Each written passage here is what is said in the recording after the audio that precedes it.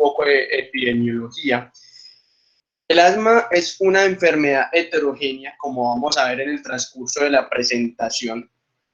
Es un desorden inflamatorio de las vías aéreas que se caracteriza por diferentes manifestaciones clínicas como sibilancias, dificultad respiratoria, opresión torácica, tos, que varía en intensidad a lo largo del tiempo. Esto es muy importante tener en cuenta en el diagnóstico de la entidad, y que el paciente va a presentar una limitación variable del flujo aéreo expiratorio. Es un problema de salud pública a nivel mundial. Afecta aproximadamente 300 millones de personas en el mundo. En Estados Unidos tiene una prevalencia aproximada del 7.5%. Es responsable de aproximadamente 10.5 millones de consultas al año por exacerbación o por sintomatología asociada al asma. Y la prevalencia va a variar dependiendo la zona del mundo que se evalúe. La prevalencia ha incrementado con el transcurrir del tiempo en mayores de 60 años, en mujeres, en pacientes de origen afro y pacientes en estado de pobreza. Es importante tener en cuenta que causa una mortalidad, una proporción de mortalidad bastante importante. En el 2015 ocasionó 10.3 millones de muertes en Estados Unidos, principalmente en pacientes afros y en mayores de 65 años. Este fue un estudio que se hizo de tipo descriptivo a nivel de Latinoamérica, donde se evaluó la prevalencia en diferentes países. Vemos acá en el área de Sudamérica una prevalencia en promedio entre 10 al 18% aproximadamente. Colombia vemos que está representado por un 14.2% de prevalencia, similar a Brasil, similar a Bolivia, Chile, entre otros. Pero vemos que hay otros países donde la prevalencia es mucho más importante, como en el caso de Venezuela, como en el caso de Perú, con una prevalencia de aproximadamente el 33%. Es una entidad que altera la calidad de vida de los pacientes que la padecen. Esto fue un estudio que se hizo de tipo descriptivo. Se tomó un grupo de pacientes en 2 años diferentes, en el 99 y en el 2010, en 5 ciudades de Colombia, y se quiso evaluar la prevalencia de sintomatología asociada al asma en el tiempo. Vemos cómo en algunas zonas la prevalencia se incrementó de síntomas. De 100 pacientes con asma, 8 presentaron síntomas en el momento que se evaluó, que se realizó el estudio en Barranquilla en 1999, y 14 presentaron síntomas ya en el 2010. Es una tendencia similar a la ocurrida en Bogotá, en Cali, en Bucaramanga. Vemos que en otras áreas del país, como San Andrés, como Medellín, no hubo un incremento, incluso una disminución en la sintomatología reportada por parte de los pacientes. El asma puede aparecer en cualquier edad. La historia natural de la enfermedad varía con la duración y severidad de los síntomas, el género y respuesta a la terapia. En los niños hay historia familiar de atopia o de exposición a alérgenos como ácaros del polvo o cucarachas. El asma infantil puede mejorar o resolverse durante la adolescencia o la adultez joven, sobre todo en hombres. La aparición de asma en los adultos se puede asociar a la exposición ocupacional a elementos que inducen hiperreactividad bronquial. Históricamente se ha considerado el asma como una patología que es mediada por ciertos elementos de la respuesta inmune. De hecho, se ha considerado una hipersensibilidad tipo 1. Vemos que diferentes elementos como alergenos u otros productos que vamos a ir describiendo en el transcurso de la presentación van a interactuar con la barrera epitelial de las vías respiratorias y van a activar una serie de células que se encuentran en la mucosa subepitelial, Al reconocerse estos antígenos, estos alérgenos, se estimula la respuesta inmune innata con la liberación de ciertas interleuquinas importantes en el desarrollo de esta patología, como interleuquina 5, como interleuquina 13, como interleuquina 4. Además, estos antígenos, los que son de naturaleza proteica, pueden ser procesados por las células presentadoras de antígenos, como las células dendríticas, como macrófagos, entre otros, y ser presentadas a los linfocitos T naive o vírgenes, que una vez reconocen estos antígenos y bajo el influjo de estas citoquinas en el medio extracelular, van a especializarse hacia un perfil de respuesta TH2. Ya serían los linfocitos TCD4 ayudadores TH2. Estos linfocitos van a estimular la síntesis y la secreción tanto por ellos mismos como por otras células de la respuesta inmune innata de interleuquina 4 e interleuquina 13, que son importantes para varios pasos en la fisiopatología del asma. La interleuquina 4 y la 13 van a activar los linfocitos B y van a reclutar células inflamatorias. Bueno, al igual que los linfocitos T, los linfocitos B también pueden especializarse. Una vez se activan por la cooperación con los linfocitos T, pasan a ser células secretoras de inmunoglobulinas, de este isotipo en particular de inmunoglobulina E, que es una inmunoglobulina importante en algunos fenotipos del asma. Además, la interleuquina 13 va a inducir un incremento en la secreción de moco a nivel de todas estas glándulas con capacidad de secreción pues, de esta sustancia en el epitelio respiratorio e hiperplasia de células caliciformes, y va a inducir una remodelación de las paredes de las vías respiratorias y fibrosis, conllevando a una obstrucción de las vías respiratorias e hiperreactividad bronquial.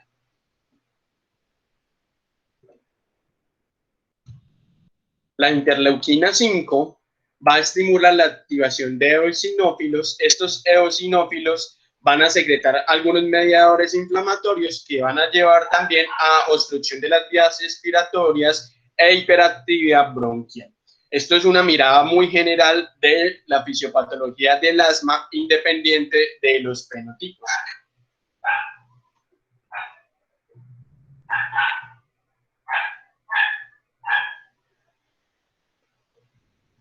El mecanismo fisiopatológico del asma incluye inflamación crónica de las vías aéreas, estrechamiento de las vías aéreas debido a edema, fibrosis subepitelial, hipertrofia del músculo liso e incremento en la secreción de moco, en adición a la constricción del músculo liso causada por la hiperreactividad bronquial en respuesta a varios estímulos.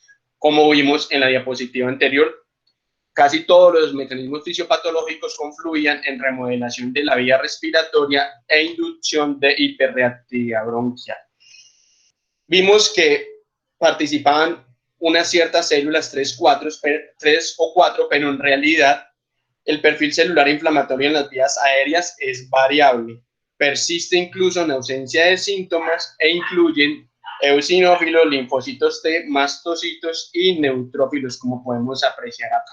Entonces, vemos fenotipos de asma con predominancia del proceso inflamatorio de eosinófilos o de neutrófilos, o asma pausigranulocítica, es decir, un asma donde no hay un papel importante de los neutrófilos. La inflamación eosinofílica se asocia comúnmente al asma alérgica. La inflamación neutrofílica se asocia a pacientes ancianos. La hiperreactividad bronquial, que causa obstrucción de la vía aérea, es episódica y disparada por estímulos que no inducen sintomatología en población sana. Disparadores comunes como alergenos, polvo, vapores, ejercicio, temperaturas extremas e infecciones respiratorias virales, como podemos apreciar acá.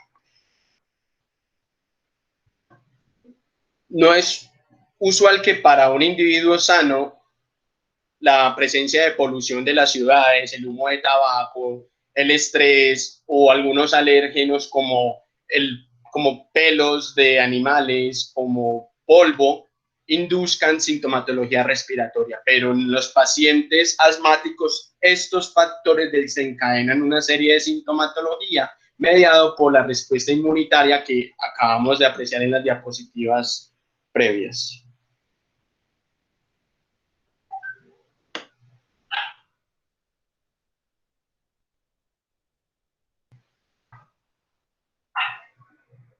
Los síntomas comunes de asma son tos, sibilancias, opresión en el pecho y disnea, que es intermitente y ocurre en respuesta a varios estímulos potenciales, incluyendo alérgenos, infecciones, polvo, vapores, ejercicio.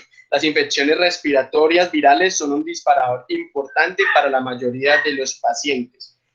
La sintomatología es muy importante, va a tener una variación diurna con empeoramiento en la noche y en la madrugada. La variabilidad de la sintomatología, es decir, la mejoría o empeoramiento de los síntomas en el tiempo, es una clave diagnóstica del asma. Cuando vamos a abordar al paciente con este tipo de sintomatología respiratoria, que nos puede llegar el paciente con sensación de opresión en el pecho, con tos, que al examen físico vamos a encontrar sibilancias a la auscultación, taquipnea, entre otros.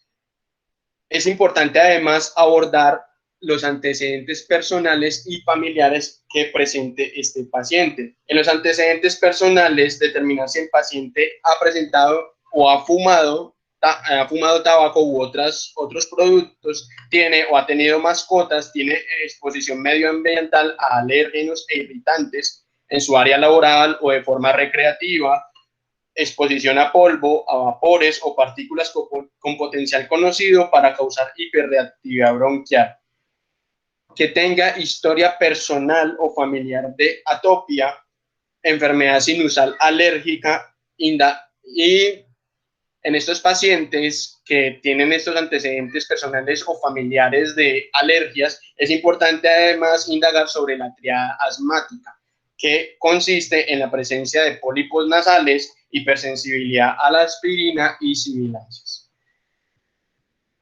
Una vez tengamos la impresión diagnóstica por clínica y por historia, una historia clínica profunda, bien realizada en el paciente, se deben de hacer ciertas pruebas que nos permiten objetivar la presencia de la patología del asma y determinar la ubicación en los fenotipos, en los diferentes fenotipos de asma. La prueba reina para el diagnóstico del asma es la espirometría,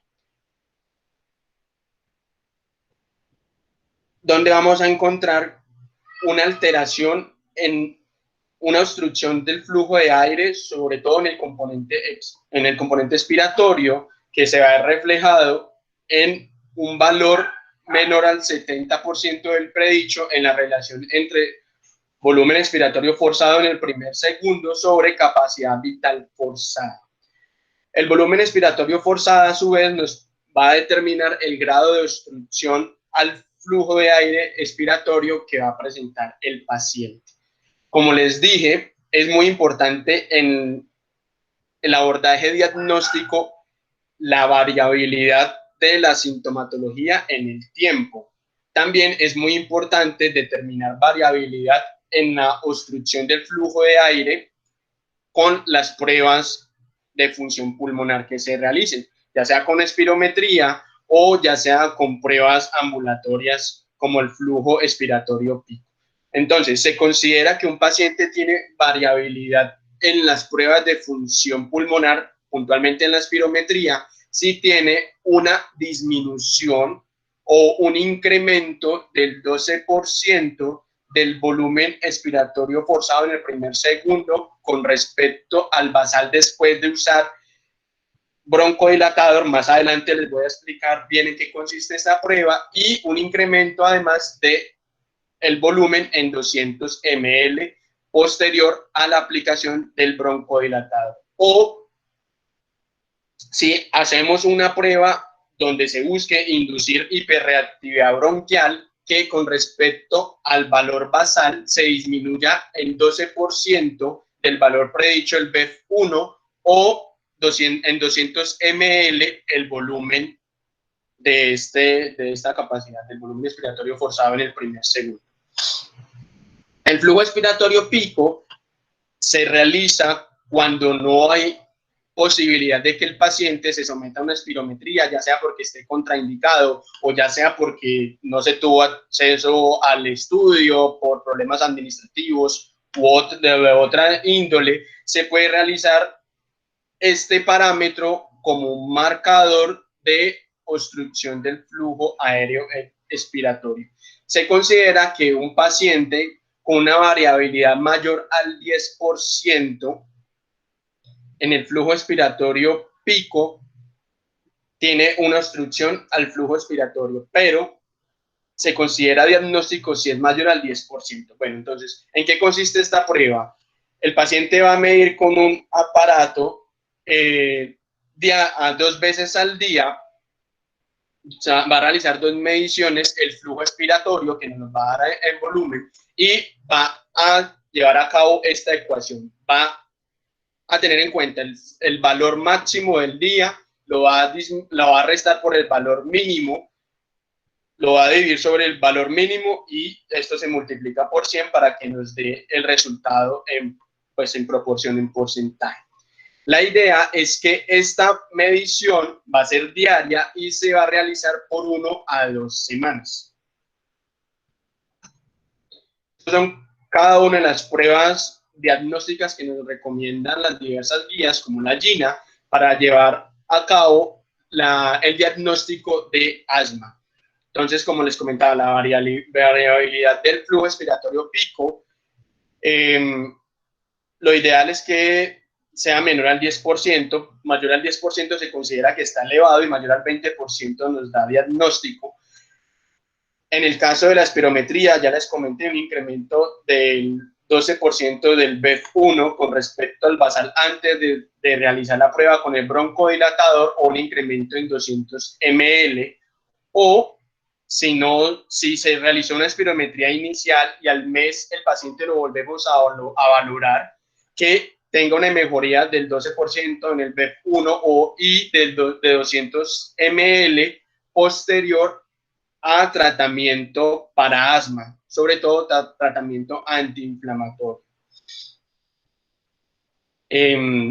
Bueno, esto se les va a explicar mejor ahora que hablemos de los fenotipos. Hay una broncoconstricción que puede ser inducida por el ejercicio. Entonces, lo que se busca es que se simule este mismo ejercicio que causa la sintomatología en el paciente, y si vemos que posterior al ejercicio con la espirometría cae el BEF en 10% y en 200 ml, se considera diagnóstico para asma.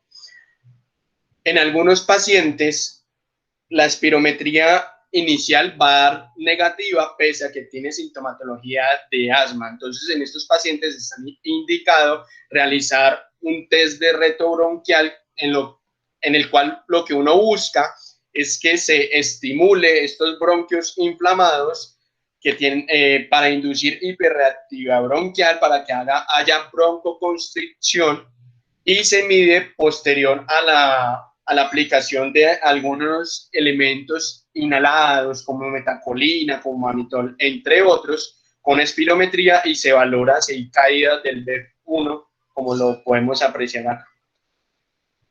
Hay otra prueba que es la fracción excretada de óxido nítrico, que es un marcador inflamatorio indirecto, sobre todo de inflamación de vías aéreas por eosinófilos, inflamación eosinofílica. Va a medir la cantidad de óxido nítrico por parte por billón del aire que se exhala. Si en la prueba hay un valor mayor a 50 partes por billón, se considera que es positivo para asma, sobre todo con componente inflamatorio eosinofílico. Bueno, este es un algoritmo diagnóstico que nos propone la guía española para el manejo del asma, GEMA, donde vamos a ubicar el paciente en 2 contextos dependiendo el valor inicial de la espirometría. Si el paciente tiene un patrón obstructivo de entrada, es decir, el BEP1 sobre la capacidad vital forzada es menor al 70% del valor predicho para su edad, género, peso o menor a 0.7, vamos a tener dos contextos. O que posterior a la aplicación del broncodilatador, que usualmente es un beta-2 agonista de acción corta, en la espirometría post-broncodilatador presente un incremento en el BEP1 mayor o igual al 12% con respecto al basal y un incremento en 200 ml. Si sucede esto, el paciente se diagnostica como un paciente asmático. Si nos dio patrón obstructivo, pero no tiene una respuesta broncodilatadora como la que esperamos aquí, pero seguimos considerando que el paciente tiene una clínica muy sugestiva, una historia clínica muy sugestiva de asma, podemos hacer uso de otras pruebas como la fracción excretada de óxido nítrico. Si es mayor o igual a 50 partes por billón, consideramos que el paciente tiene asma. Si esto nos da negativo y consideramos que el paciente nos cuadra mucho para asma, estamos en, no sé, en un primer nivel, un segundo nivel, lo vimos el paciente en consulta externa, le iniciamos la terapia farmacológica dependiendo cada uno de los pasos de Gina que vamos a ver más adelante y volvemos a valorar este paciente en 21 días, 28 días, 4 semanas con una nueva espirometría y vemos que hay una normalización del patrón obstructivo, consideramos que este paciente tiene asma. Si es negativo todo esto, tenemos que replantearnos la posibilidad de que el paciente tal vez no esté presentando asma. Si por el contrario tenemos un paciente que no tiene un patrón obstructivo de entrada, su relación BEF1 sobre capacidad vital forzada es mayor a 0.7, pero nos cuadra por clínica para asma, y posterior a la aplicación del broncodilatador, la espirometría nos da con un incremento del BEF1 mayor o igual al 12% y, en cuanto a volumen mayor o igual a 200 ml, lo vamos a diagnosticar como asma.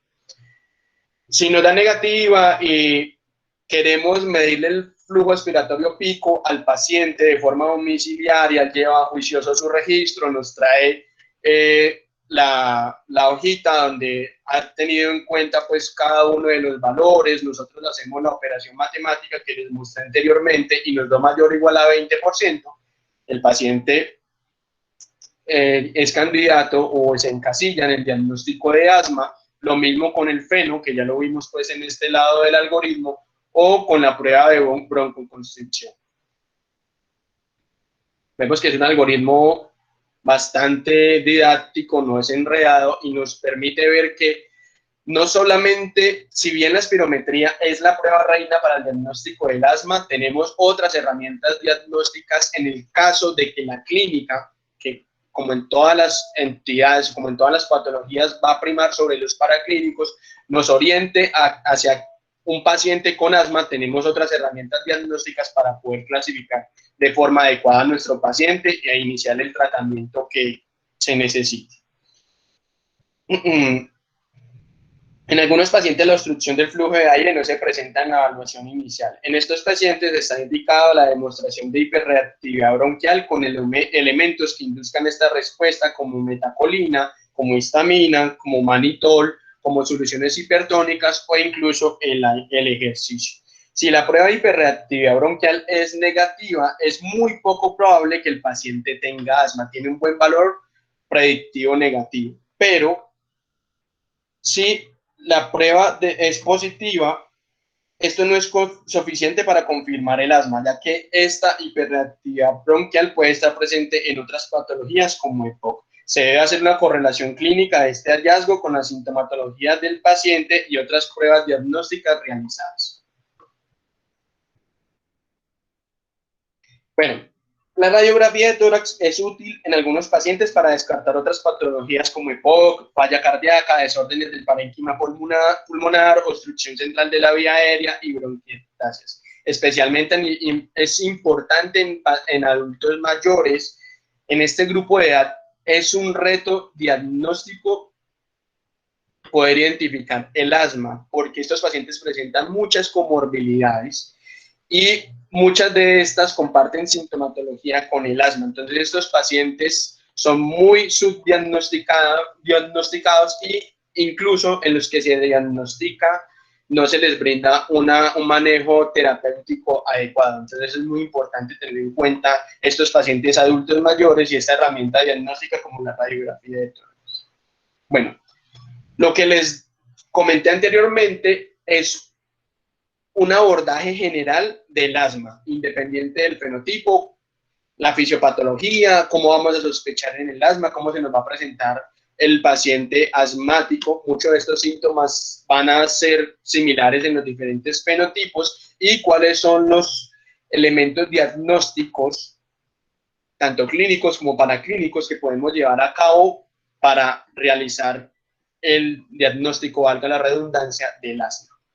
Pero, como les comenté inicialmente, esta entidad es heterogénea.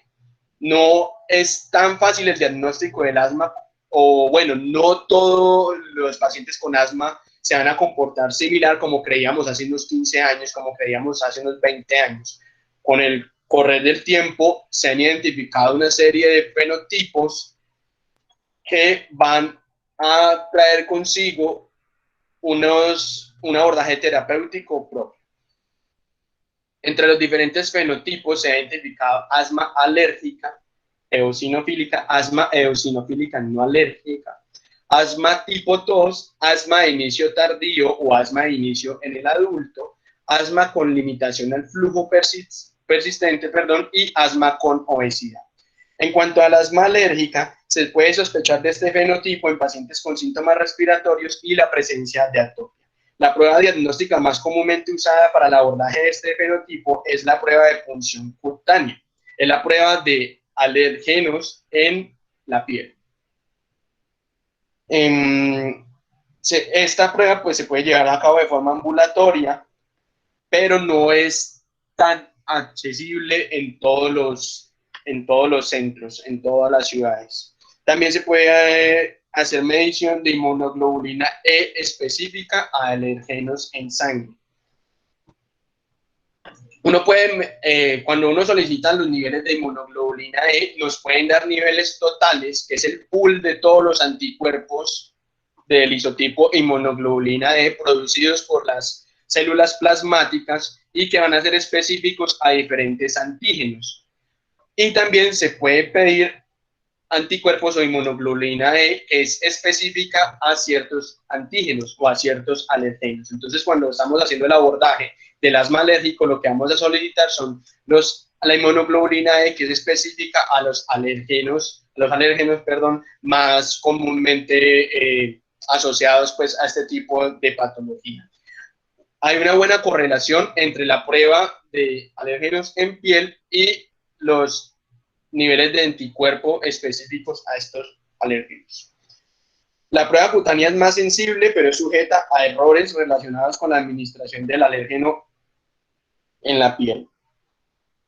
Mientras que en la prueba serológica hay mayor especificidad, pero es más costosa. La medición de inmunoglobulina E total no es útil para el diagnóstico, pero sí es útil para el seguimiento terapéutico en los pacientes que tienen un asma alérgica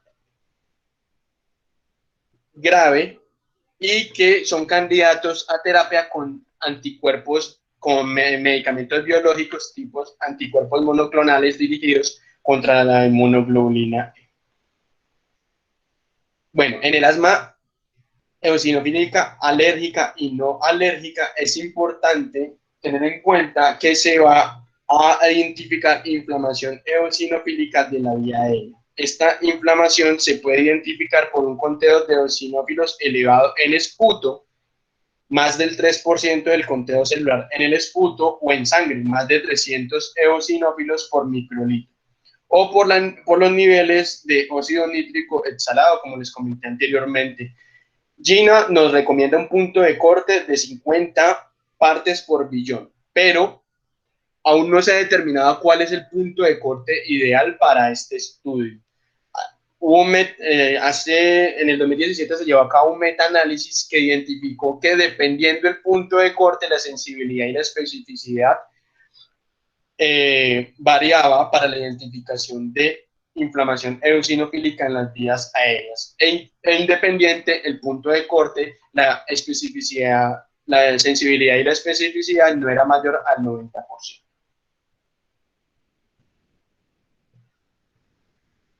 Este asma eosinofílica no alérgica es un fenotipo que se ha reconocido en algunos pacientes adultos.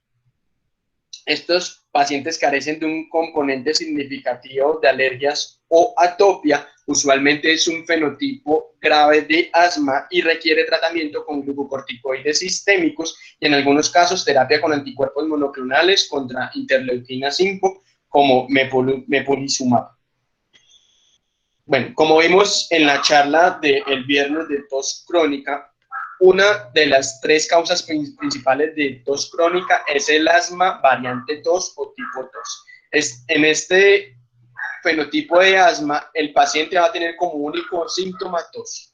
Va a tener una radiografía de tórax normal y va a tener una espirometría inicial que no va a marcar broncoconstricción y que no va a tener reversibilidad de la broncoconstricción, bueno, de la obstrucción del flujo aéreo expiratorio. Va a ser una espirometría totalmente normal. Pero si sospechamos de esta variante de asma, podemos inducir en el paciente hiperreactividad bronquial, prueba de hiperreactividad bronquial con los elementos que anteriormente les comenté. Bueno, el asma con limitación al flujo persistente es la complicación de el asma no bien manejada o de difícil manejo, donde el paciente ya no va a tener esa reversibilidad a la obstrucción del flujo aéreo expiratorio que vimos anteriormente en la espirometría. Pese al uso de broncodilatadores, el paciente no va a tener una broncodilatación adecuada. El asma con obesidad es muy importante tener en cuenta. Como sabemos, la obesidad y el sobrepeso es una patología muy prevalente a nivel mundial. En Colombia, aproximadamente el 50% de pacientes tienen algún trastorno del peso, ya sea obesidad o sobrepeso. Aproximadamente el 30% de colombianos sufren de obesidad, entonces es importante tener en cuenta esta patología, esta comorbilidad en todas las otras patologías. En este caso, en el asma, los pacientes obesos tienen una alta prevalencia de asma y un pobre control de los síntomas. El incremento del índice de masa corporal impacta en el asma por el incremento en la inflamación sistémica. Recordemos que la obesidad es un estado proinflamatorio y también por mecanismos respiratorios, por obstrucción mecánica, por obstrucción a la componente mecánico de la ventilación, no hay una adecuada expansión del tórax, entre otras cosas. Los pacientes obesos no responden de forma adecuada a las terapias farmacológicas y no farmacológicas del asma, tal vez por un perfil inflamatorio alternativo o por la presencia de otras comorbilidades como reflujo gastroesofágico y síndrome de apnea, hipoapnea obstructiva del sueño. El diagnóstico de asma en el paciente obeso es un reto debido a la superposición de síntomas como disnea y sibilancias en el ejercicio. Es muy importante, no solamente con los pacientes obesos, sino con todos los pacientes que tengamos, la medición del índice de masa corporal, ya que esto nos permite evaluar de una forma más objetiva la reversibilidad de la obstrucción de la vía aérea en las pruebas de función pulmonar. La disminución de peso ha demostrado una mejoría en el control del asma y en la función pulmonar y se considera una parte esencial del plan terapéutico, incluyendo manejo quirúrgico como cirugía bariátrica en pacientes selectos. Otros fenotipos menos reconocidos, pero que están descritos en la literatura, son los que podemos apreciar aquí. Rápidamente los voy a comentar, porque es usual que nos consulten pacientes, sobre todo por la consulta externa con alguno de estos contextos. Uno de los fenotipos es el broncoespasmo inducido por ejercicio. Se caracteriza por un cuadro agudo y medible de obstrucción al flujo de aire provocado por actividad física. La actividad física es uno de los disparadores más comunes de síntomas en pacientes asmáticos, pero también puede inducir broncoconstricción en pacientes sin asma, principalmente en atletas de élite durante periodos de ejercicios de alta intensidad. Además de la actividad física, es importante preguntar al paciente por los factores medioambientales en los que lleva a cabo la actividad física, porque estos factores medioambientales juegan un rol importante en la inducción de los síntomas, como por ejemplo ejercitarse con una temperatura fría o con aire seco, esto sobre todo en países con estaciones durante el invierno o en escenarios con hielo, en aquellos pacientes que practiquen por ejemplo, patinaje artístico, exposición a niveles altos de tricloraminas, que es uno de los elementos que se encuentra en las piscinas, o inhalación de algunas partículas en el aire. Otras condiciones pueden tener manifestación clínica similar a la broncoconstricción inducida por ejercicio, como el caso de la disfunción de cuerdas vocales y algunas cardiopatías. Se debe determinar hiperreactividad bronquial para hacer el diagnóstico. Se hace una prueba de evocación de la hiperreactividad con agentes inhalados que vimos anteriormente o idealmente con el ejercicio. Entonces se hace espirometría pre-ejercicio y post-ejercicio y vemos los parámetros que les comenté anteriormente para el diagnóstico del asma. El abordaje terapéutico de estos pacientes es el uso de broncodilatador previo a la actividad física, 15 minutos antes del inicio de la actividad física, principalmente beta-2 agonistas de acción corta. En el caso de que el paciente requiera un uso frecuente de este medicamento o que tenga un control de síntomas inadecuado, se puede añadir un segundo agente controlador como glucocorticoides inhalados o antagonistas del receptor de leucotrienos. Otras medidas no farmacológicas incluyen el calentamiento para el ejercicio. En el caso del asma ocupacional, es importante tenerla en cuenta porque aproximadamente el 15% de asma en los adultos se asocia al área laboral. Es algo que uno a veces no tiene en cuenta, que uno desprecia y que le da poca importancia en el momento del abordaje del paciente, en el momento de la realización de la historia clínica. Por ende, es importante una historia clínica profunda en este campo. El asma ocupacional incluye o puede dividirse en dos contextos.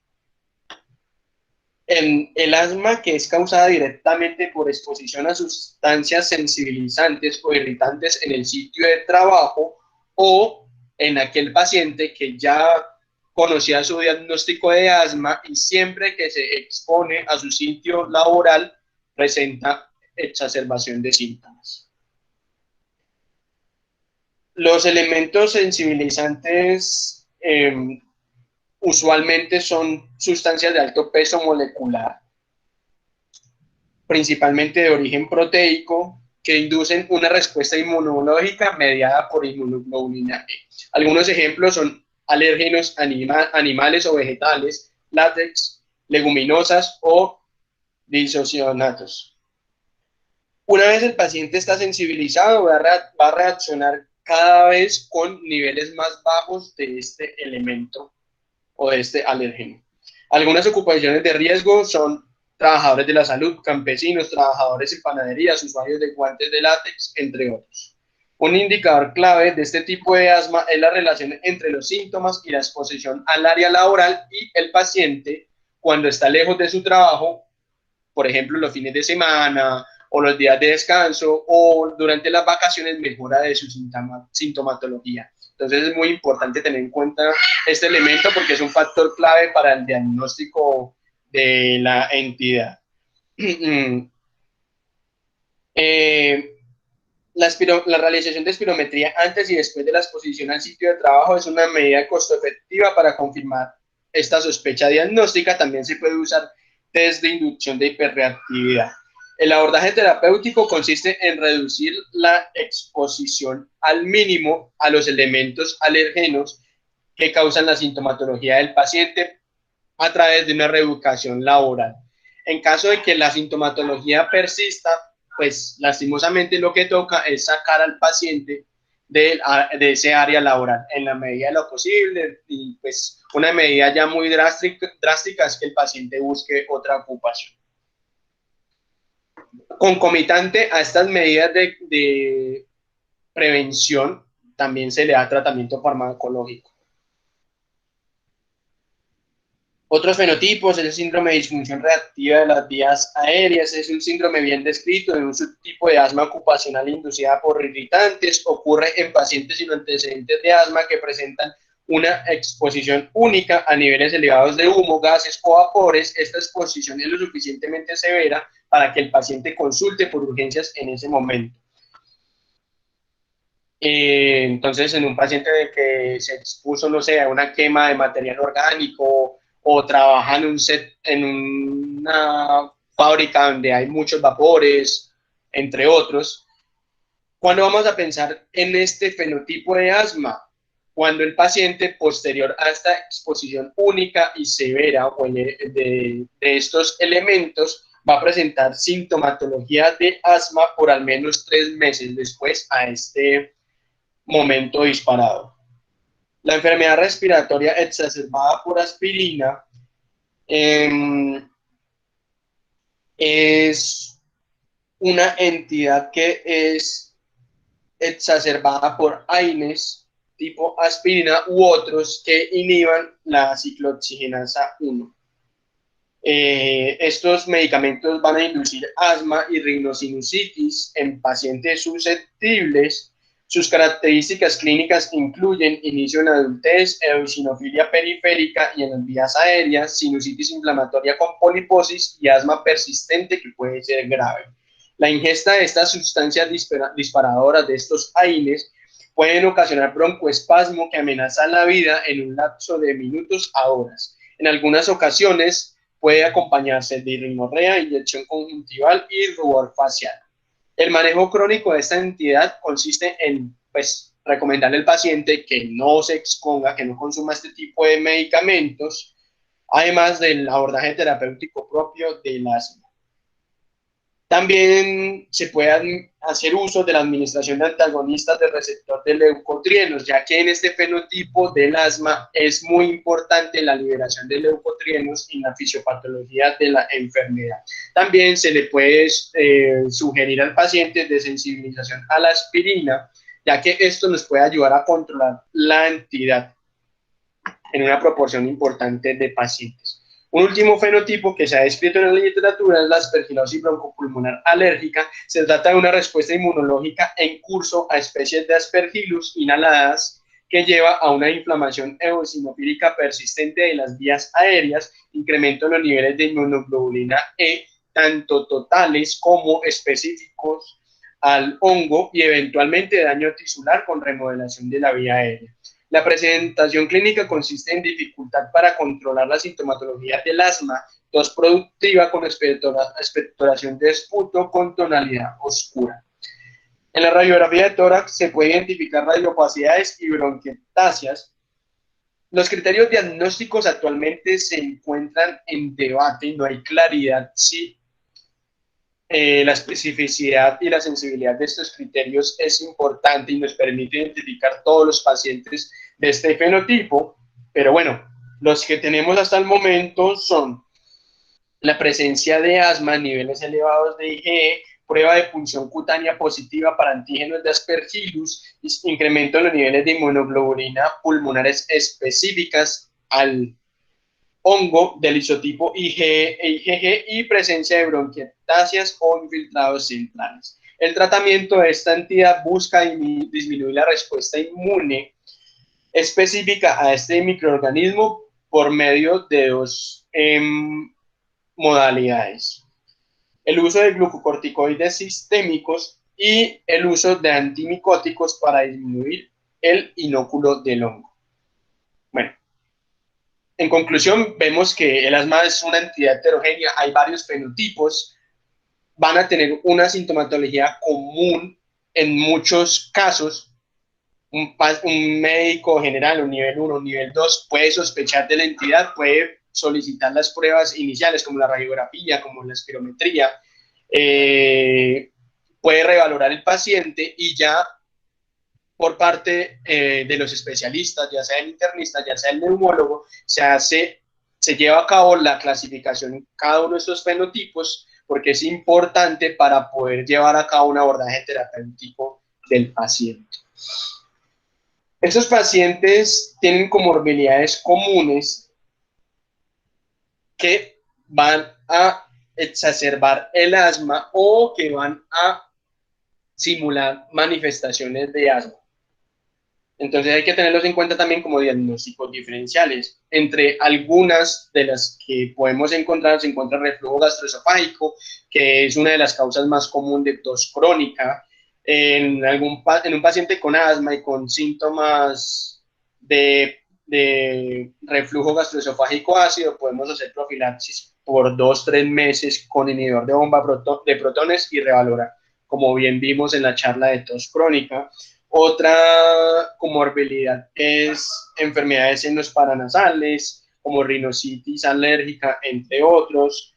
El síndrome de apnea, hipoapnea obstructiva del sueño es muy importante tenerlo en cuenta porque a medida que incrementa el grado de severidad del asma, es mayor la probabilidad de sufrir SAJOS. La presencia de esta entidad hace más difícil el control del asma, incrementa la necesidad de consulta y reduce la calidad de vida del paciente. Se asocia con incremento de la sintomatología en la noche, además de ronquidos, somnolencia diurna y periodos de apnea. El tratamiento del SAJOS trae consigo desenlaces positivos para el control del asma. Una entidad que uno tal vez no tiene tan presente, pero que simula de gran forma el asma es la disfunción de las cuerdas vocales. Se trata de una abducción paradójica de las cuerdas vocales durante la inspiración que lleva a obstrucción funcional de las vías aéreas superiores. Puede simular síntomas de asma, además de esto puede inducirse por el ejercicio, por exposición a humo, por irritantes y por estrés, tal cual como algunos fenotipos del asma. Estos pacientes no responden a la terapia del asma, nos encasillamos mal como asmáticos, pero no responden, pese a la valoración cada 2, cada 3 meses, les vamos incrementando la dosis de medicamentos, la potencia de medicamentos, añadiendo nuevos medicamentos y el paciente no presenta mejoría.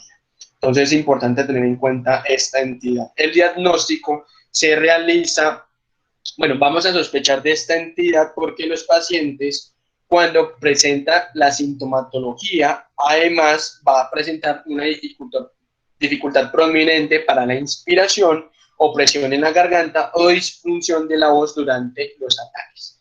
El diagnóstico es un poco traumático, se hace con laringoscopia directa en el momento de la crisis. Por eso es un poco difícil llevar a cabo el diagnóstico de esta entidad. Ya finalizando con la parte del abordaje terapéutico, el objetivo del tratamiento del asma es controlar la sintomatología crónica, prevenir exacerbaciones agudas y minimizar el riesgo del desarrollo de obstrucción fija al flujo del aire. Esto se logra con una adecuada evaluación del grado de severidad, control continuo de la sintomatología y uso apropiado de terapia modificadora de la enfermedad con un enfoque escalonado. Traigo aquí una propuesta de la guía de Gina y algunos artículos donde se propone que hay 3 componentes esenciales en el manejo del asma, como es la evaluación del control de los síntomas, la evaluación inicial de los síntomas, lo más objetiva posible, el control de los mismos y factores de riesgo que tengan los pacientes. Otro ítem fundamental es un tratamiento adecuado dependiendo del fenotipo, dependiendo del grado de severidad del asma. Y un tercer ítem es la valoración de la respuesta y ajuste de la terapia según sea el caso. En el caso de la evaluación del control de los síntomas, existen diversas encuestas validadas y estandarizadas que pueden discriminar entre los pacientes con o sin adecuado control. Algunos ejemplos son las encuestas como la prueba de control de asma o el cuestionario de control de asma, ya los vamos a ver. Se considera un adecuado control si el paciente tiene una sintomatología diurna con una frecuencia menor a 2 veces por semana y una sintomatología nocturna con una frecuencia menor a 2 veces en el mes en un periodo de 4 semanas. Si el paciente nos cumple estos 3 parámetros, nuevamente se lo repito, que tenga menos de 2 episodios de síntomas a la semana diurnos, menos de 2 episodios de síntomas nocturnos al mes por un periodo de 4 semanas, se considera que el paciente está bien controlado. La medición del riesgo se va a basar en la medición de la función pulmonar y en el potencial de exacerbaciones futuras que se relacionan con la presencia de comorbilidades. Este es uno de los cuestionarios o serie de preguntas que nos recomienda la guía GINA para llevar a cabo en el paciente y con el cual podemos determinar el nivel de control de síntomas. Como les comenté anteriormente, el lapso es mayor o igual a 4 semanas. Se le puede hacer esta serie de preguntas al paciente, se han presentado síntomas diurnos más de 2 veces por semana, cualquier despertar nocturno por el asma, necesidad de medicamentos aliviadores en más de 2 ocasiones en la semana o algún grado de limitación física por el asma. Entonces, como les dije, si es menos de 2 episodios de síntomas diurnos o necesidad de medicamentos aliviadores diurnos en la semana o menos de 2 episodios de síntomas nocturnos en el mes, se considera que el paciente está bien controlado. Si tiene presencia de 1 o 2 de estos ítems, el paciente está parcialmente controlado, y si tiene 3 o 4, el paciente no está controlado. Bueno, esta es uno de los cuestionarios, es la prueba de control del asma, mide ciertos parámetros como la disnea, despertares nocturnos, síntomas al despertar, limitación en actividades sibilancias, uso de medicamentos de rescate, y la BEF1 prebroncodilatado. Los puntos de corte inicialmente en este cuestionario son menores o iguales a 0.75 para un asma bien controlada y mayor o igual a 1.5 para un asma no controlada, como podemos apreciar aquí. Esta es la otra prueba. Bueno, esto se puede encontrar en internet, donde algunas calculadoras tienen en cuenta estos ítems que podemos ver acá, como interferencia en las actividades, disnea, despertares nocturnos, entre otros. Siempre se evalúa en 4 semanas. Tiene una validación más detallada para su uso en la clínica diaria. Este test de control del asma con puntos de cortes definidos, de forma que una puntuación igual o superior a 20 es muy consistente con un asma bien controlada. Puntuaciones entre 19 y 16 con asma parcial o no bien controlada, y puntuación igual o inferior a 15 con asma mal controlada. Entonces, vemos que si bien el enfoque del paciente asmático por la sintomatología, que no es muy específica, como vimos anteriormente en la charla del enfoque de disnea, que no es un síntoma específico, y el resto de hallazgos del asma, existen herramientas que nos pueden ayudar a hacer más objetiva la valoración del paciente y que se va a repercutir además en su manejo terapéutico. Una vez hacemos esta evaluación del control de síntomas, vamos a encasillar el paciente en varios grupos, y dependiendo estos niveles de severidad del asma, vamos a brindar ciertas terapias. En términos generales, en cuanto al tratamiento, todos los pacientes con asma deben recibir entrenamiento para el uso de medicación de rescate a necesidad según síntomas. Los medicamentos controladores se usan como terapia de mantenimiento para el control de síntomas y prevención de exacerbaciones, y un componente crucial en el abordaje terapéutico es la adecuada instrucción de la técnica apropiada en el uso de los inhaladores. Es una de las causas más comunes de falla terapéutica porque uno le manda el inhalador al paciente y no lleva a cabo el entrenamiento del paciente. Estos dispositivos no son fáciles de usar para todo el mundo, no todo el mundo tiene un buen entrenamiento en cómo hacer la inhalación, cuánto debe durar la inhalación. En los dispositivos nuevos tienen unos mecanismos de disparo diferentes a los inhaladores viejos, entonces si usted se lo manda al paciente, él va, lo reclama y claro, se lo lleva para la casa, pero pues nunca lo va a usar porque no sabe cómo hacer. Entonces, perdón, es necesario que el paciente desarrolle habilidades en el uso de medicamentos con un entrenamiento apropiado. Además, se puede usar espaciadores en los dispositivos que sean compatibles con esto. Y en la valoración de la respuesta y el ajuste de la terapia, esto se hace posterior al abordaje terapéutico. El paciente debe ser revalorado en algunos meses, usualmente cada 2 a 3 meses, para evaluar el nivel de control de la sintomatología y la tolerancia a los medicamentos.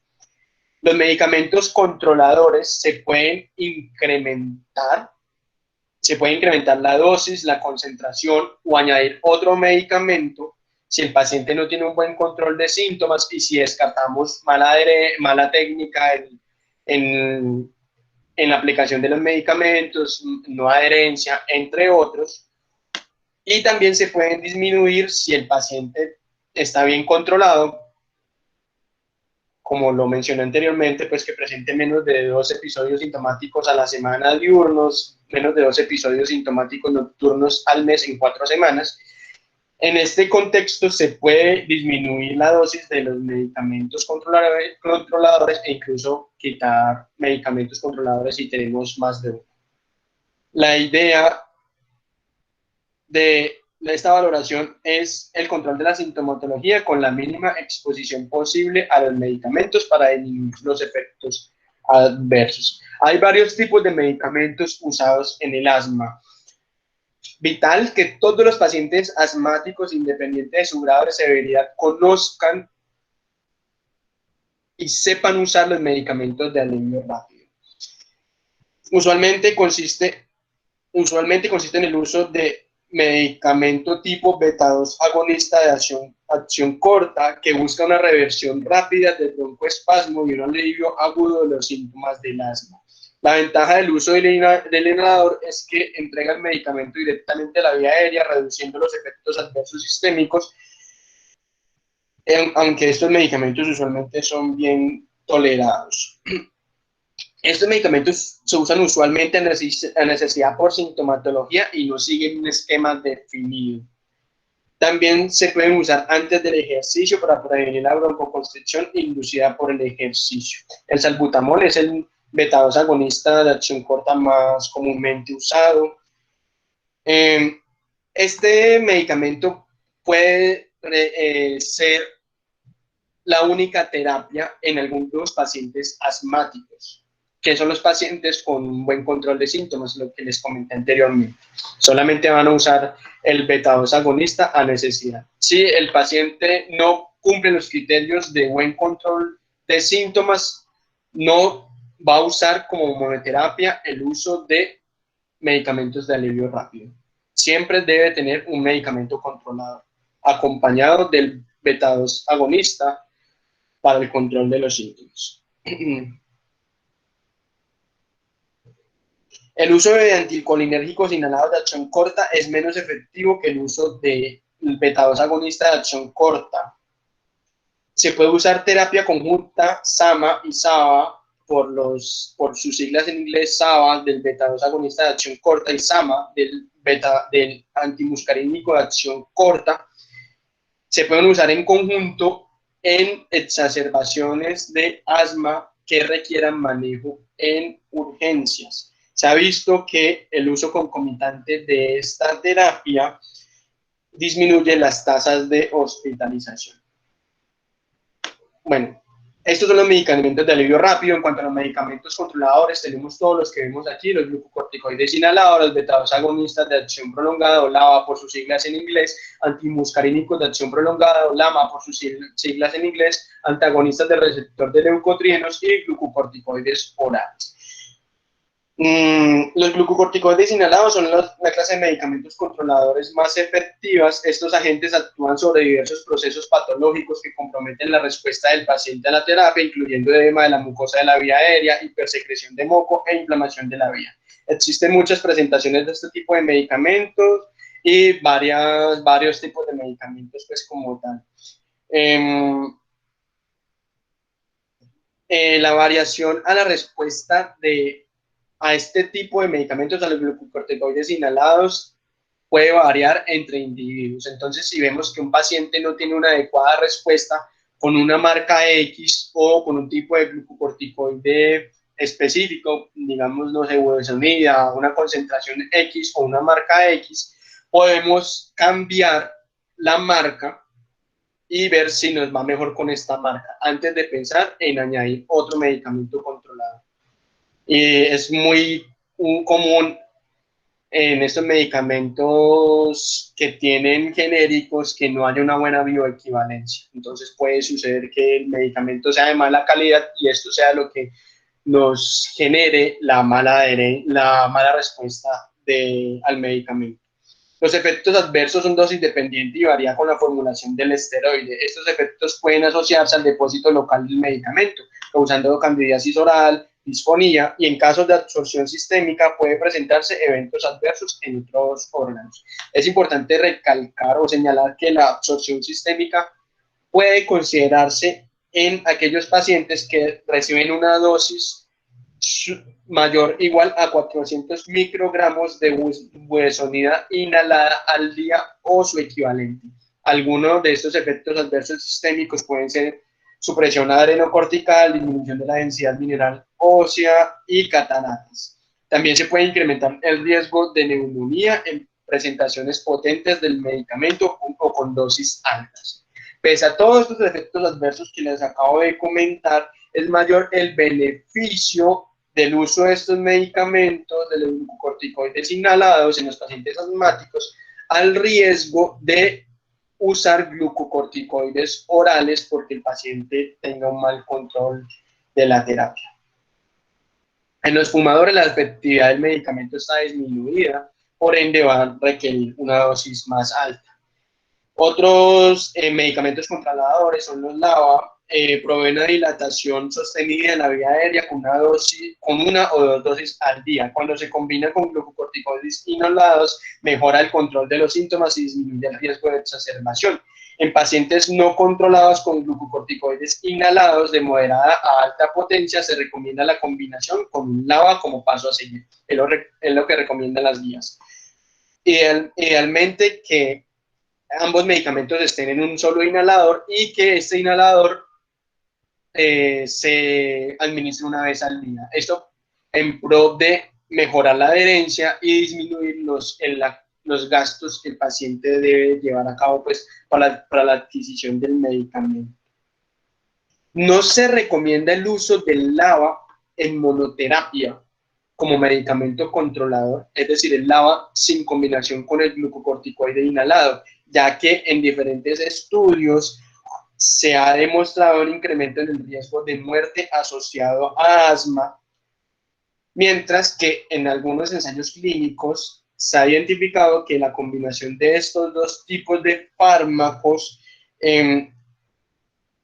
no incrementa de forma estadísticamente significativa el riesgo de hospitalización, intubación o muerte asociada a asma cuando se compara los dos fármacos combinados versus glucocorticoides inhalados solos. Y sí disminuye las exacerbaciones de asma comparados con el glucocorticoide solo. Los antagonistas de los receptores de leucotrienos tienen un efecto broncodilatador modesto y son útiles para tratar condiciones de la vía aérea superior como la rinitis alérgica y los pacientes con enfermedad respiratoria exacerbada por aspirina. Como vimos ahora, pues hace parte, los leucotrienos son un componente importante en este fenotipo del asma.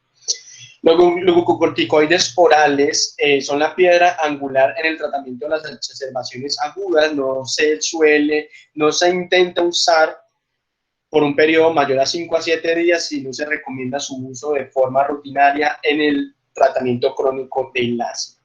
Los antimuscarínicos de acción prolongada proveen una dilatación sostenida de la vía aérea, se usa en combinación con glucocorticoides inhalados más un LABA en pacientes no controlados. El tiotropio ha demostrado mejoría en la función pulmonar y reducción en las exacerbaciones. En conjunto, cuando se usa concomitantemente con la combinación glucocorticoide inhalado y LABA. En los pacientes con efectos adversos con el LABA, el LAMA puede reemplazar este fármaco, pero no se recomienda de entrada usar LAMA sobre el LAMA. No hay evidencia que soporte que sea mejor el antimuscarínico de acción prolongada que el beta-2 agonista de acción prolongada de entrada. En cuanto a la terapia no farmacológica, se incluyen estrategias para disminuir la exposición a disparadores y a alérgenos, como disminuir la exposición a humo de tabaco, que el paciente lleve a cabo actividad física adecuada, una alimentación saludable, control de alérgenos.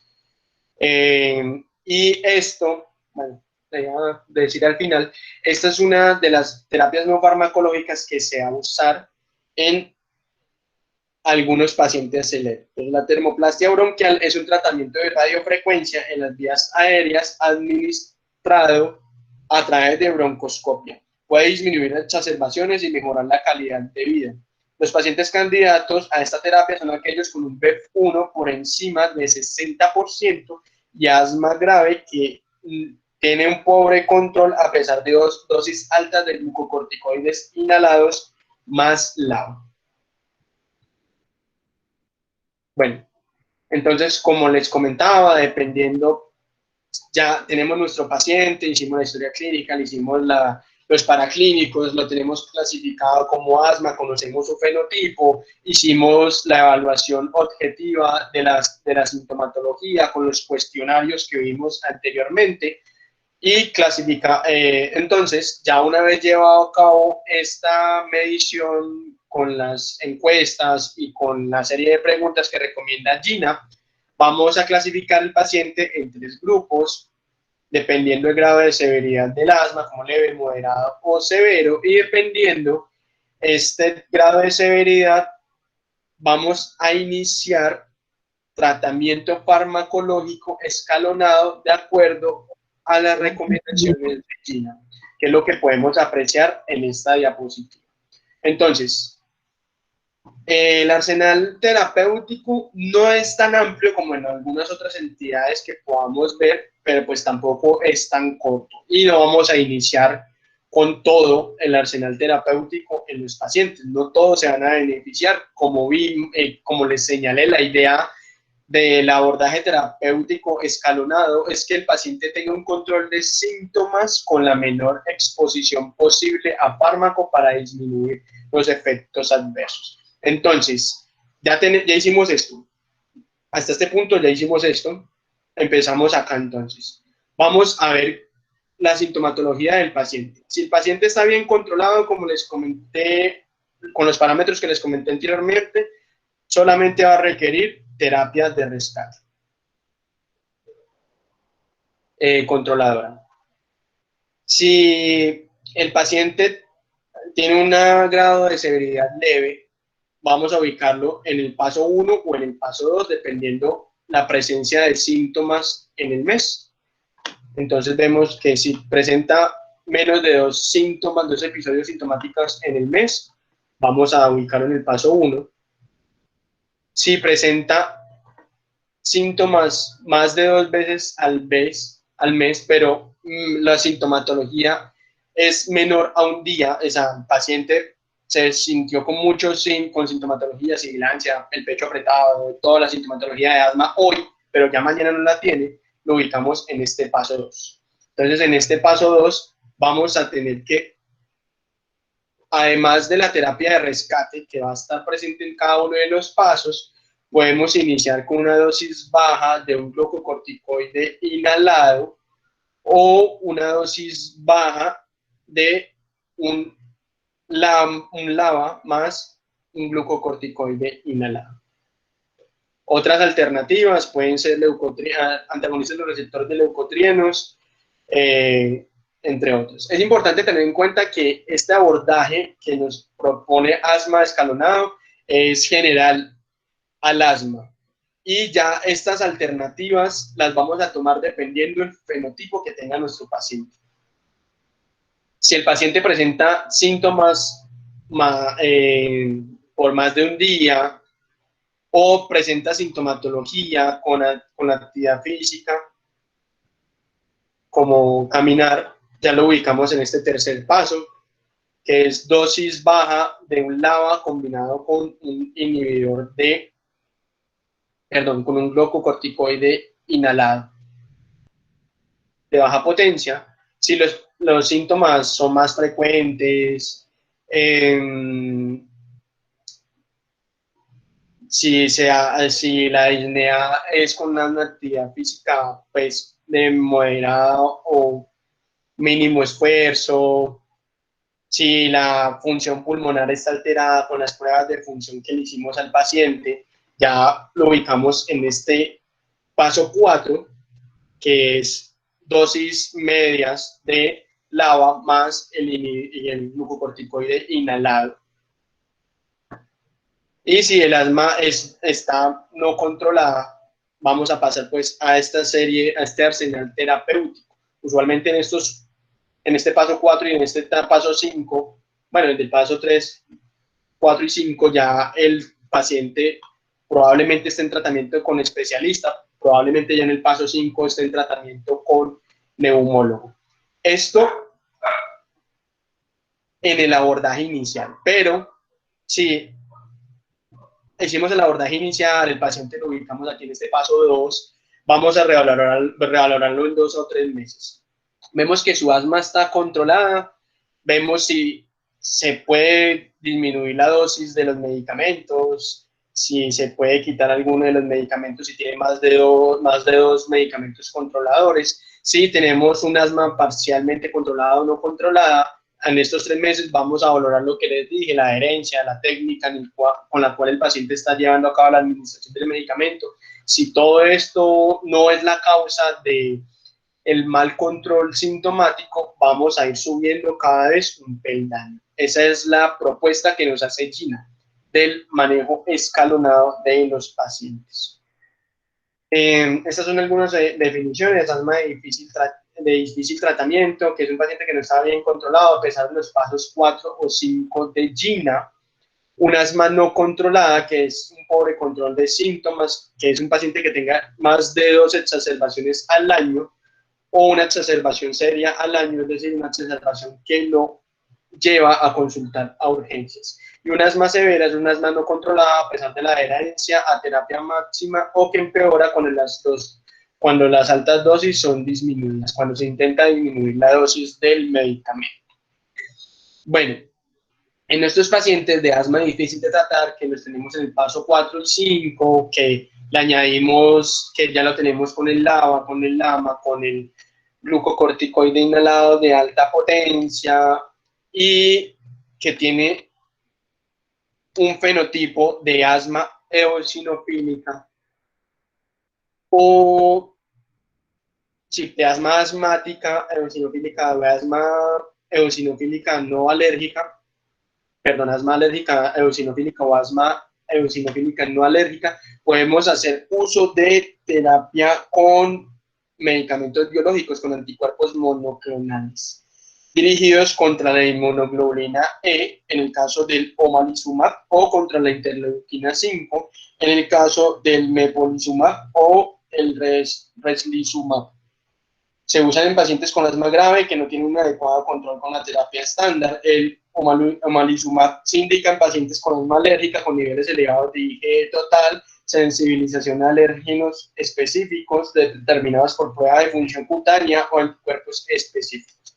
Mientras que los anticuerpos contra la interleuquina 5, como el mepolizumab y el reslizumab, se indican en pacientes con inflamación eosinofílica. Estos agentes son efectivos en pacientes con niveles de eosinófilos en sangre por encima de 150 células microlitros, independiente de los niveles de inmunoglobulina D.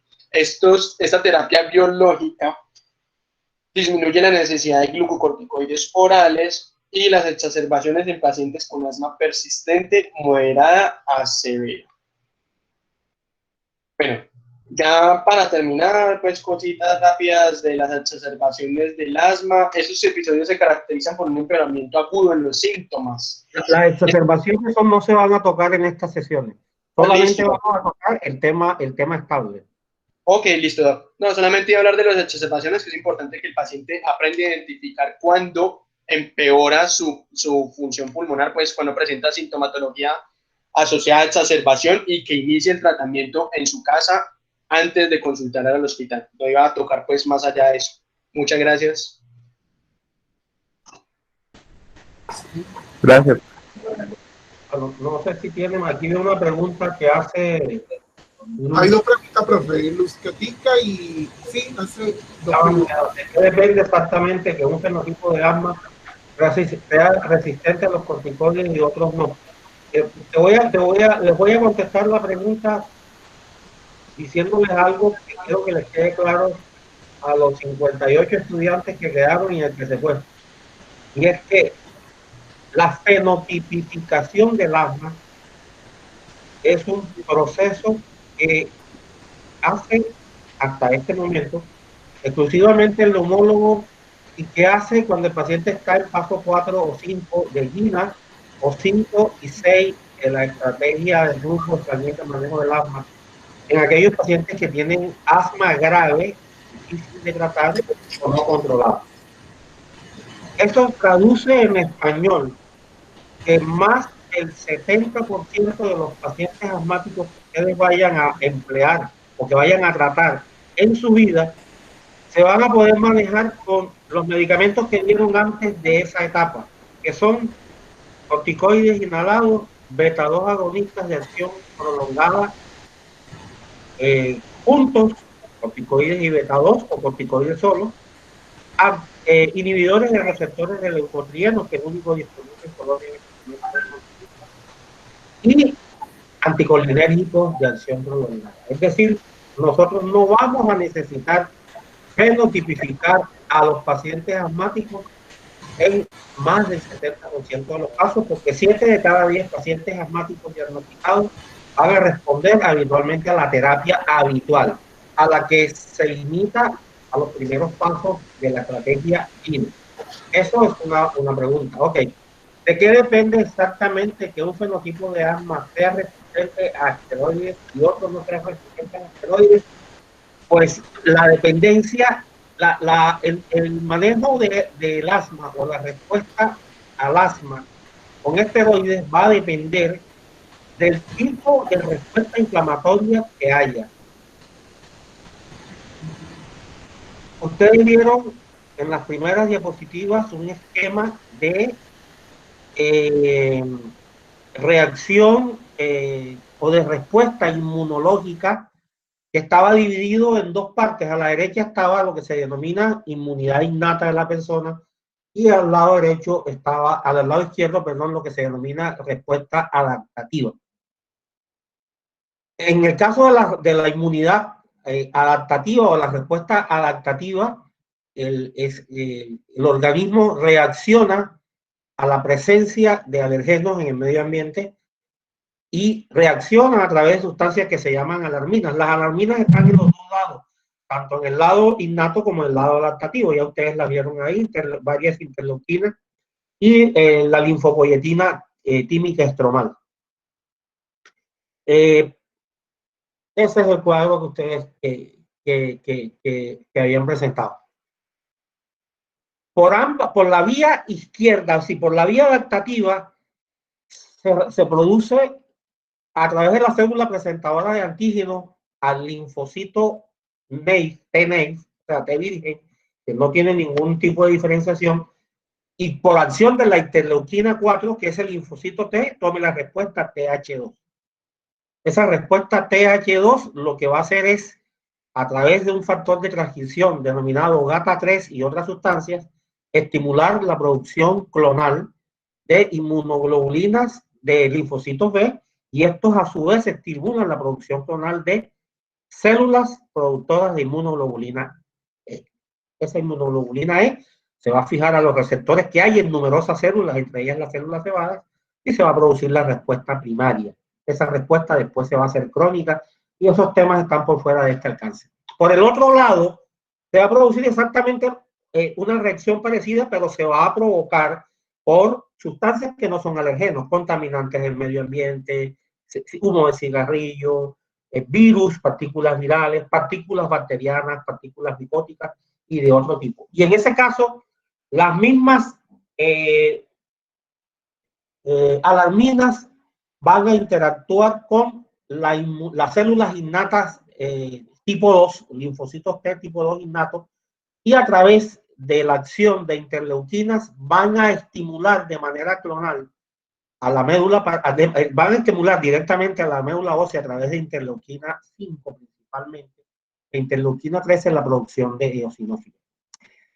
El eje de la inflamación en el asma alérgica y en el asma no alérgica es el eosinófilo. Tanto en la vía TH2 como en la vía de inmunidad innata, ambas producen interleuquina 5 y ambas estimulan la producción de la médula ósea, en la médula ósea, para producir y activar los eosinófilos. El eosinófilo es el eje central. El eje central es entonces que desde el punto de vista de fisiopatología del asma bronquial vamos a tener dos grandes grupos de pacientes. Los que tienen asma alérgica, que son los que se activan a través de la vía de la inmunidad adaptativa, y los que tienen asma eosinofílica, que son los que se activan principalmente a través de la vía de inmunidad innata. Por la vía, a estos dos grupos de pacientes los conocemos hoy en día como pacientes asmáticos con respuesta tipo 2 elevada. Ojo, no utilicé la palabra TH2 porque TH2 se refiere exclusivamente a la inmunidad adaptativa, sino como respuesta tipo 2 elevada.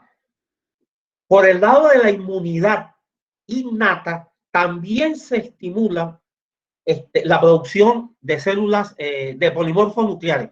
Hay un grupo de asma que no, bueno, mismo se me pide.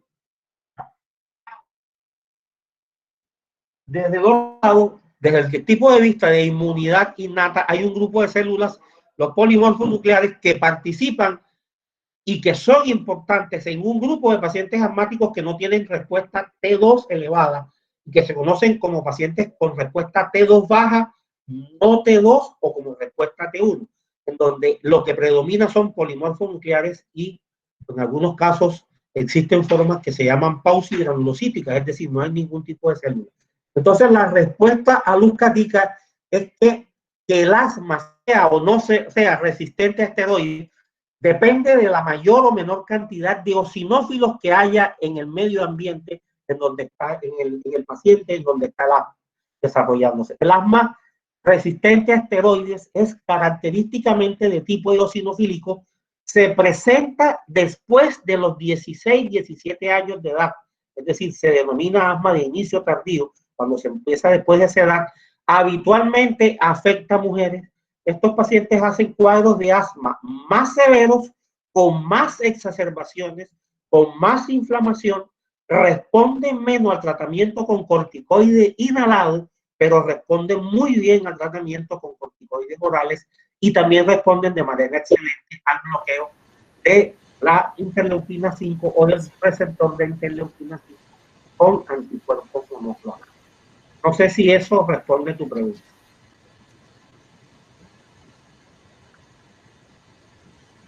Tenemos otra pregunta, sí.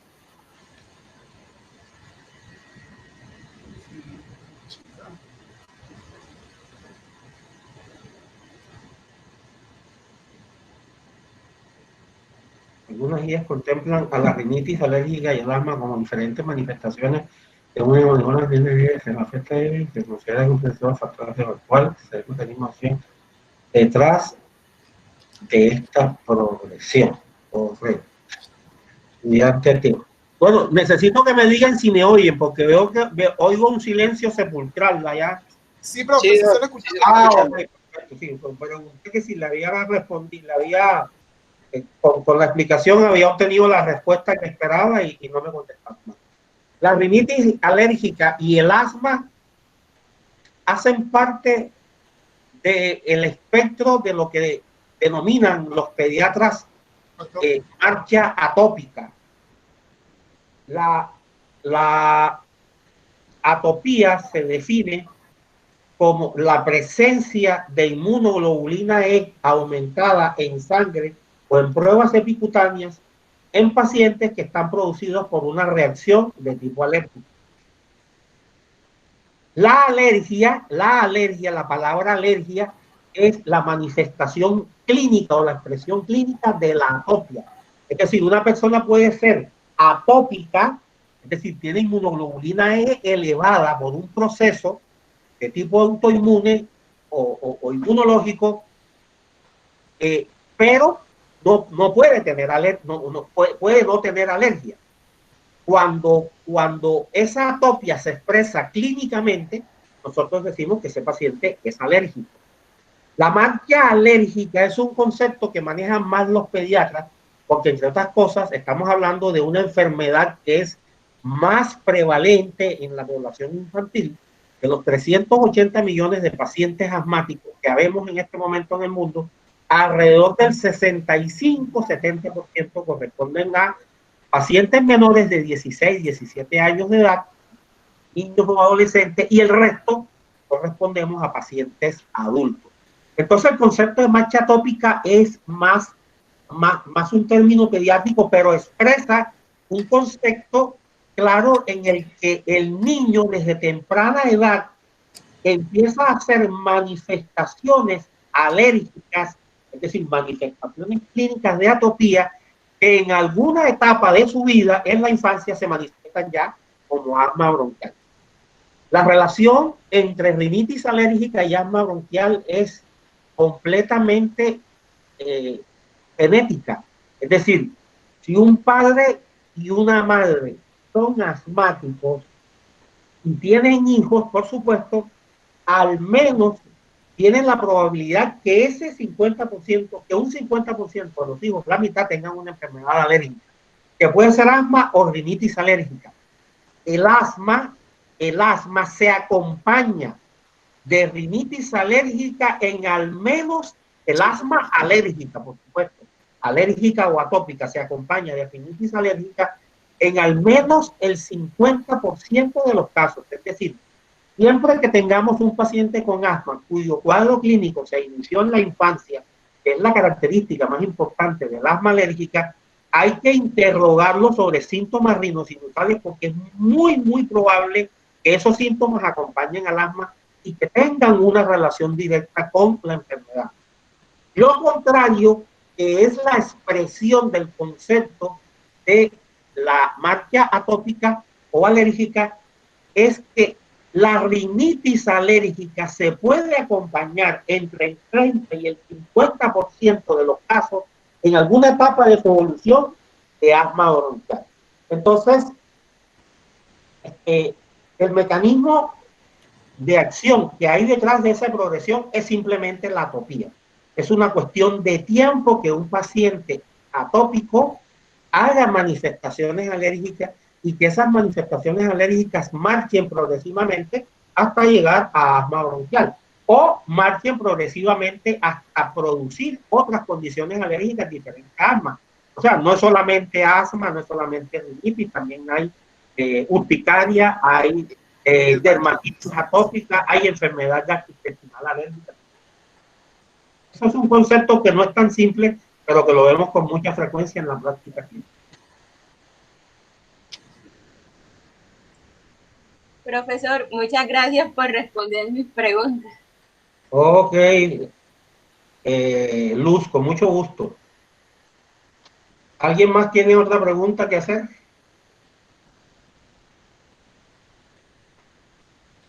Ok, bueno, perfecto. Entonces nos vamos a ver el jueves, ¿verdad? Creo. No, Doc, el viernes. El viernes. Ok, entonces esas clases del viernes las hacemos más temprano, las hacemos a las 4 de la tarde. O a las 3:30, si ustedes quieren. No sé. Sí, Doc, no hay problema. Okay. 3 de la tarde puede ser para empezar más temprano. Ok, Doc. Bueno, ok, muchas gracias y que tengan un buen día todos. Hasta mañana. Hasta luego, que esté bien. Hasta luego a todos. Gracias.